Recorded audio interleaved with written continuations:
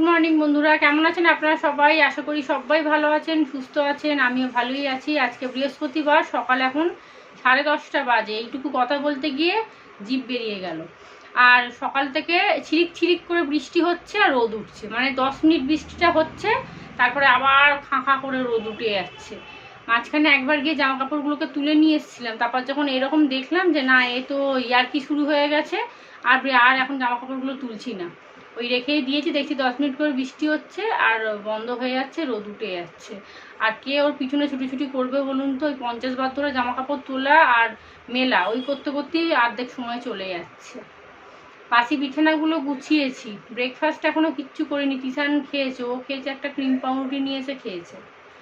আর রান্নাবান্না বলতে আজকে সেরকম কিচ্ছু হবে না, কারণ গতকাল রাত্রিরে তন্ময়ের মালিকের ছোট ছেলেটা এসে 4 বাক্স বিরিয়ানি দিয়ে গেছে। আপনাদেরকে গতকাল বলছিলাম না যে ওদের ওখানে একটা অনুষ্ঠান আছে, কিন্তু ওরা যেহেতু মুসলিম, তো ওদের মানে নানা রকমের খাবার দাবার হবে, সেগুলো তন্ময় তো খাবে না। আর এমনিও তন্ময় ওদের ওখানে খুব একটা খায় না। ও এমনিও কি বলুন তো, মানে 5 জনের সামনে বসে খেতে লজ্জা পায়। আর সেটা ওর মালিক জানে যে তন্ময় এখানে খেতে চায় না, ওই জন্য সবসময় কোনো কিছু হলেই না ওকে পার্সেল দিয়ে দেয় যে তন্ময় তুমি ঘরে গিয়ে খাবে। তো কালকে হঠাৎ করে রাত্রিবেলা ফোন করেছে, তখনই কটা হবে, 9:30 হবে। বলছে তন্ময় তো একবার বাড়ির বাইরে আসো তো। ও মা, যে ও গেছে, গিয়ে দেখছে এরকম 4 বাক্স। আমাদের এখানে একটা নাম করা আশীর্বাদ বিরিয়ানির দোকান আছে, এখানে সব থেকে নাম করা এই দোকানটা বিরিয়ানির। তো ওই দোকান থেকে একদম গরম গরম 4 বাক্স বিরিয়ানি দিয়েছে। তন্ময় বলছে আমরা এত বিরিয়ানি কখন খাবো? বলছে যদি খেতে না পারো ঠান্ডা করে ফ্রিজে তুলে দেবে, ফ্রিজ তো আছে। বলছে কেন তুমি নিয়ে আসলে? বলছে না, আব্বা পাঠিয়েছে। বললো তন্ময়দা তো কিছু খায়ও না, কিচ্ছু না, ছেলেটা আছে জানে, সেই জন্য পাঠিয়েছে। কালকে সমস্ত বিরিয়ানি ওই চুবড়ি চাপা দিয়ে রেখে দিয়েছিলাম। রাত্রিরে 1 বাক্স বিরিয়ানি তিশান আর তন্ময় খেয়েছে, আর মাকে দিয়েছি। মোটামুটি 1.5 বাক্সর মতো শেষ হয়েছে, এখনও 2.5 বাক্স বিরিয়ানি পড়ে আছে। 2.5 কৌটো, বাক্স পড়ে যাচ্ছে, 2.5 কৌটো বিরিয়ানি পড়েই আছে। 1:45 দিক করে উঠে দেখলাম হ্যাঁ একদম বিরিয়ানি পুরো ঠান্ডা হয়ে গেছে। বাক্সগুলোকে ফ্রিজে তুলে রাখলাম, তারপরে ওই 1টার দিক করে শুয়েছি। মানে মোটামুটি তার মাঝখানে আমার আধা ঘন্টা 1 ঘন্টা ঘুম হয়ে গেছে। বাক্সগুলো তুলে দিতে আমার মনটা শান্তি হলো। অত বিরিয়ানি যদি নষ্ট হয়ে যায় কী হবে বলুন তো? আর এত আশা করে দিয়েছে যে সবাই মিলে খাবে। আমি খুব একটা দোকানের বিরিয়ানি খেতে পছন্দ করি না, সত্যি কথা এটাই। তার কারণটা হচ্ছে খাসি মুরগি একসাথে মেলানো থাকে, তো আমি এমনি খাসির মাংস খেতে ঘেন্না পাই। তো সেই জন্য আমার একটুখানি ঘেন্না টাইপের লাগে। খাবো, অল্প খাবো, মানে একদম পেট ভর্তি করে যে খাবো সেরকম আমি খেতে পারি না, আমার ঘেন্না করে কেমন যেন। কিন্তু ঘরের বিরিয়ানি আমি পুরো তৃপ্তি করে খাই একদম, সত্যি কথা বলছি। আমি নিজে বিরিয়ানি করি, আমি 2বার 3বার 1 হাতা 2 হাতা করে তুলে নিয়ে নিই, আমার কোনো ঘেন্নাও লাগে না। আর তেল মশলা কম থাকে, ঘি দিই না, একটু পরিমাণে বেশি খেলেও আমার কোনো অসুবিধা হয় না। কিন্তু দোকানের বিরিয়ানি তো পুরো ঘি তেল পুরো চকচক করে একদম। যাই হোক, চলুন এখন ঘরদোর মুছবো, ব্রেকফাস্ট করব, বৃহস্পতিবার পুজো দেবো। একটু আগে বেরিয়েছিলাম ফুল আনতে, ফুলটা আনার সময় একটু কাঁঠাল নিয়ে এসেছি। কাঁঠালটা একটা কন্টেনারে করে, এয়ারটাইট কন্টেনারে করে তুলে রাখতে হবে, নাহলে ফ্রিজ পুরো বন্ধ হয়ে যাবে। আর ফ্রিজে আমি খুব একটা কাঁঠাল রাখি না জানেন তো, খেয়েই নি। কিন্তু এত কাঁঠাল কে খাবে? তিশান তো কাঁঠাল খায় না, তন্ময় খায় ওই 1-2 পিস খাবে, মা আর আমি। মা রাত্রিরে এসে কত কাঁঠাল আর খাবে? ওই কন্টেনারে করে রেখে দেবো, একটু একটু করে বার করে খাবো, আর তো কিছু করার নেই। গতকাল চা পাতা নিয়ে এসেছিলাম, ঢালিনি। কৌটোটা মাজবো ভাবলাম সন্ধেবেলা, ভুলেই গেছি। আর এই কৌটো বলছি, এই বোতলগুলো ভালো করে মাজা ঘষা করে রেখেছি, কেনা জল ভরবো। থাক, এই বোতলগুলোকেও মাজতে হবে জানেন, অনেক দিন হয়ে গেল, নোংরা হয়ে গেছে। কেনা জল থাকে বলে না, দেখুন চকচক করছে একদম।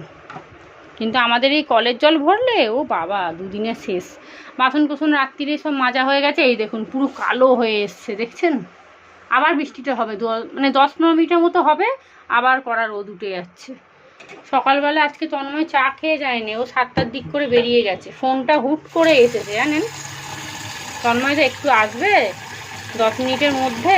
আর ও আবার জানেন তো, ঘরের লোকের থেকে পরকে বেশি ভালোবাসে, বুঝলেন? এটা যদি আমি বলতাম যে 10 মিনিট দাঁড়াও না, আমার ডিমের ঝালটা হয়ে গেছে, তারপর যেও, ও বাবা না আমার সময় নেই, এখন আমি দাঁড়াতে পারবো না, তুমি ছেড়ে দাও, ভাত নিয়ে যাবো না। ও কোমর পিঠে যা যন্ত্রণা না, কি বলবো আপনাদের। দেখুন এরকম খাজা কাঁঠাল খেতে আমার ভীষণ ভালো লাগে। আমি খাজা কাঁঠাল দেখলে নিয়ে আসি, না হলে আমি নিয়ে আসি না। অনেক জায়গায় না সেই গলা গলা কাঁঠালগুলো বিক্রি করে, আমি একদম নিয়ে আসি না, হলুদ হয়ে থাকে একবারে। এরকম খাজা কাঁঠাল বেশ কচকচ করবে, খেতে খুব ভালো লাগে। খুব বেশি আনিনি, 500 নিয়ে এসছি। এই যে বড় বড় কোয়া একবারে। আর আমার মা জানেন ছিল না 2 দিন, মামার বাড়ি গেছিল। আমার মায়ের বাংলাদেশ থেকে সব আত্মীয় স্বজন এসেছিল। আমার মাসি ফোন করেছিল মাকে যে কিরে তুই আসবি। মা গেছিল, মা সোমবারে বিকেলবেলা গেছে আর এসছে গতকাল সন্ধেবেলা বুধবারে। আমার বাবা বড় একা হয়ে গেছিল গত 2 দিন ধরে। আমি ফোন করছিলাম তিশানের স্কুলের জন্য, না আমি যেতে পারলাম না, স্কুলটা কামাই হয়ে যাবে। এইগুলোকে একটা কন্টেনারে করে রাখবো।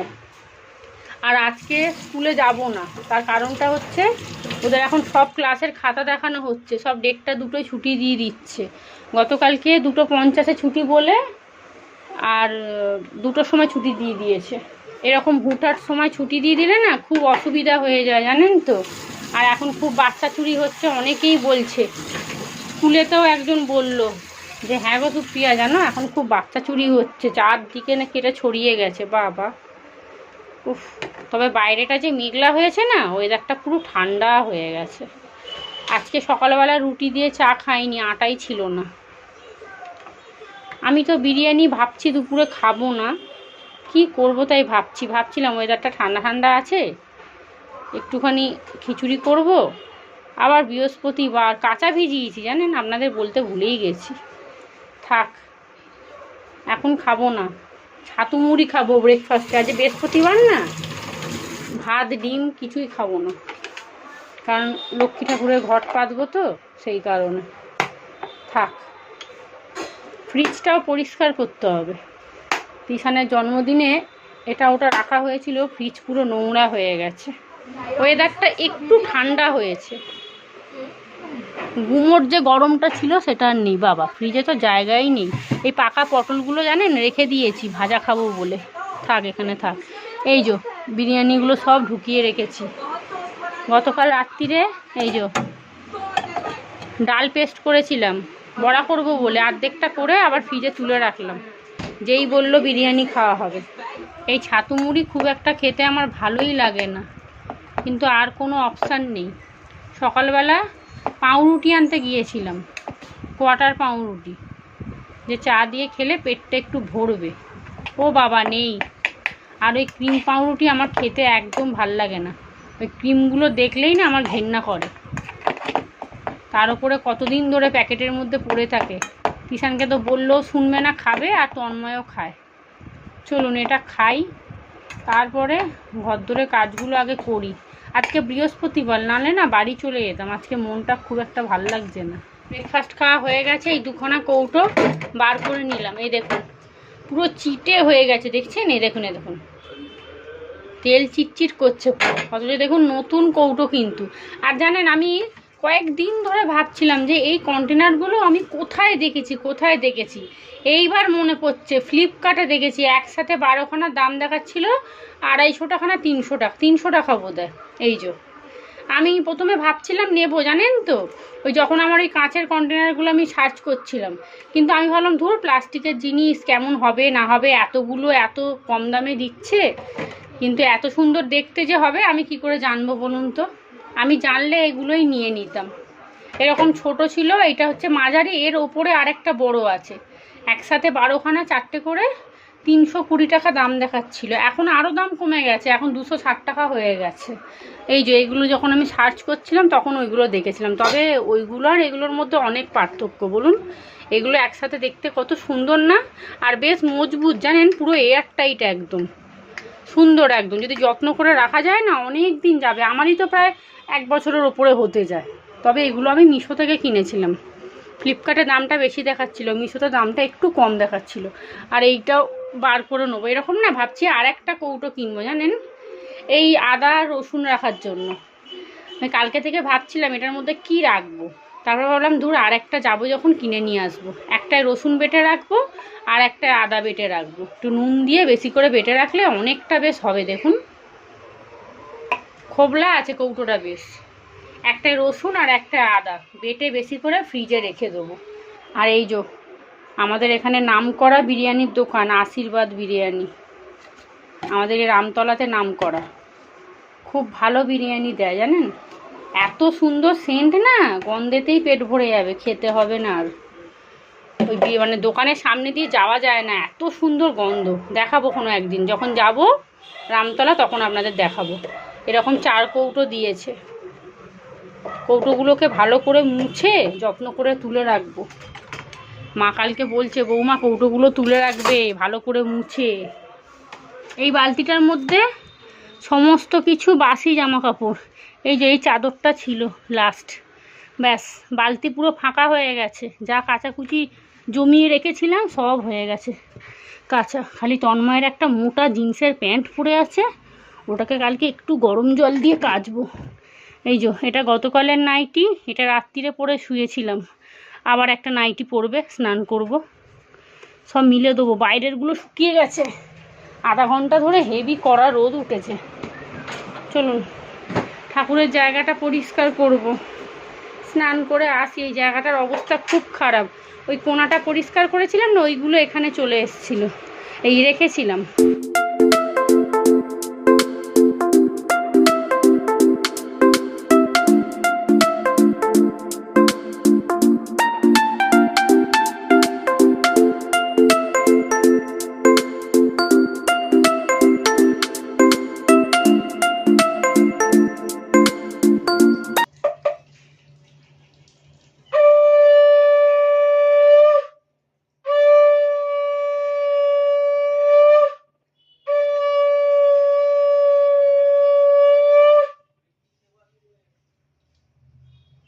পুজো দেওয়া এই সবে হলো, এখন বাজে প্রায় 1:40। তিশান ঘুমোচ্ছিল, ওকে বললাম তুই আগে স্নান করতে যা।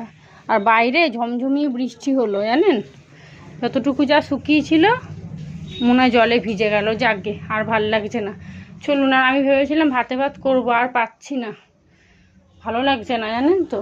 ঠাকুরের অনেক জামা কাপড় ছিল, ওগুলো আজকে আর কাচাকুচি করলেও লাভ নেই, মানে বাইরে মিলতে পারবো না। এখন কাচাকুচি যদি করেও রাখি না, মেলার জায়গা নেই, বাইরে পুরো ভর্তি হয়ে আছে। একটা বাক্স বার করলে মোটামুটি আমাদের মনে হচ্ছে হয়ে যাবে। আমি অল্প খাবো, বললাম না আমি খুব একটা তৃপ্তি করে খাই না, যে একদম পেট ভরে। এটা যদি ঘরের বিরিয়ানি হতো আর দেখতে হতো না। চলুন ও আসুক, তারপরে গরম করব।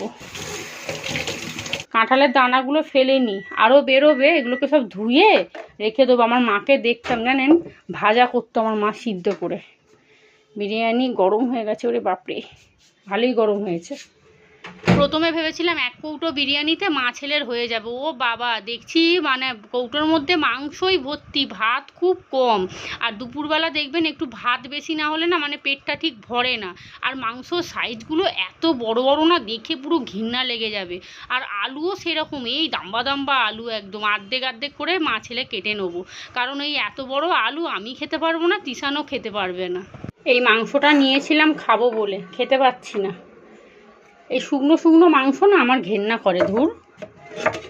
অল্প একটু ভাত আর আলু দিয়ে মেখেই খেয়ে নিয়েছি। আর এইটুকু একটা টুকরো মাংস ছিল, ওইটা দিয়ে খেয়েছি। আর এটা মনে হয় স্পেশাল বিরিয়ানি জানেন, 2টো করে মাংস আর 2টো করে আলু ছিল। 2টো না, একটা বড় আলু, 2খানা মাংস, ওই রকম সাইজের 2খানা মাংস স্পেশাল নিয়েছে। উফ, চলুন মোটামুটি যা খেয়েছি আমার পেট ভরে গেছে। আর এই চিরুনিগুলো একটুখানি হ্যান্ড ওয়াশ দিয়ে ধুয়ে দিলাম। আজকে আমার খাওয়া হয়ে গেছে, তিশানের এখনও খাওয়া হয়নি। কি ব্যাপার? Good evening. সন্ধে এখন 5:45 বাজে। বিছানাটা ঝাড়লাম, বাইরে জামা কাপড়গুলো এখনও তুলিনি। 7টা অবধি থাক, যেহেতু বারবার বৃষ্টি হচ্ছে তো ভিজে যাচ্ছে। তবে চাদরটা মনে হয় শুকিয়ে গেছে, সিল্কের চাদর না। আর দুপুরবেলা একটুখানি ঘুম আসলো, তিশান কিছুতেই ঘুমাতে দিল না জানেন, এপাশ ওপাশ এপাশ ওপাশ করেই যাচ্ছে। ওরকম করলে ঘুম হয়? লাস্টে ওকে বললাম এই যা তুই পার্কে যা। বলছে মা ভালো লাগছে না, ভালো লাগছে না বলে 50 বার লাইটটাকে জ্বালাচ্ছে, নিচে বসছে, দরজা খুলছে, এই করেই যাচ্ছে। আর অন্যদিন কি ও ঘুমিয়ে পড়ে, আমিও ঘুমিয়ে পড়ি, 1 ঘন্টার মতো মোটামুটি ঘুমটা হয়। কিন্তু আজকে কি ঘুমাই না তো, ওই বেলার দিক করে ঘুমিয়ে পড়েছে আর ওই রকম করছে জানেন। 5টার দিক করে লাস্টে বললাম যা একটু পার্কে গিয়ে ঘুরে আয়। ওই পার্কে গেছে, একটু পরেই চলে আসবে। আর মা ফোন করেছিল, মা আসবে। আপনাদের বলছিলাম না যে গত দুদিন ধরে মা মামার বাড়ি গেছে, মাসি নাকি লাউ শাক পাঠিয়েছে। আর আমার মামার বাড়ি আর আমার মেজো মাসির বাড়ি একদম 5 মিনিটের রাস্তা, মানে এক জায়গায় গেলে 2 জায়গায় ঘোরা যায়, এটাই একটা সুবিধা। তো ওই মাসি নাকি লাউ শাক পাঠিয়েছে, মানে অনেক পাঠিয়েছে। মা বললো তোর জন্য একটু রেখেছি, আসবে। এটা কি ওই যে পিয়া আনছিল, এটা কি চচ্চড়ি? হ্যাঁ এই আমি বলছিলাম লাউ শাক এনেছো? হ্যাঁ, বুয়াই আবার বিরিয়ানি আনতে দিয়েছে। আমরা আম খাবো, এই যে মামা বাড়ি থেকে লাউ শাক নিয়ে, লাউ শাক না কুমড়ো শাক, আমি ভুলে গেছি। আর মা গত দুদিন ধরে বাপের বাড়ি ঘুরে আসলো, ওই যে দিন ধরে ঘুরে এসছে বাপের বাড়িতে। যাই হোক চলুন, এইটা মুখ করাই আমার বড় বৌদি ওই এতে গেছিলো, ওই কী বলে জামাই ষষ্ঠীতে, ওদের চাষের মুখ করাই। এটা অনেকটা এনেছিল, ওরা খানিকটা খেয়েছে, আমার জন্য এইটুকু এনেছে, এটাই আমার 2 বার হয়ে যাবে।